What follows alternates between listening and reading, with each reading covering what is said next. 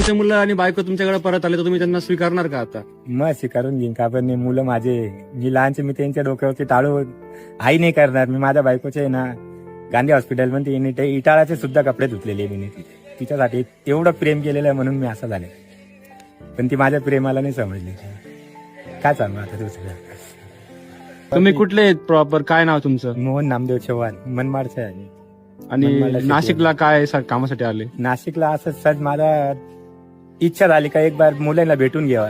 अच्छा, मुलं नाशिकला राहता का तुमचे? हा, तुम्ही नाशिकला त्र्यंबकेश्वरला आलेत का? त्र्यंबकला पायाकडे त्र्यंबकला काय घेऊन आले? देवाकडे काय मागणं तुमचं आलं? काय मागू आता देवाकडे, तुला सर्व दिसतं, तो काय सर दुनियाला चालवतो, आपल्याला काय हरून नाही गेले तुम्ही अजून पण तरी उभे आहेत? कसं नाही हारलं, कस काय हारणार आपल्याला जिंदगी. मला माहिती जिंदगी तर कटण्याची, काय असं तर होणार नाही. कुठेही काम धंदे करू शकतो, खाऊ शकतो मी, पण तेवढं खायला आहे ना पोटात उतरत गिळावत नाही ते असं, बाकी काहीच.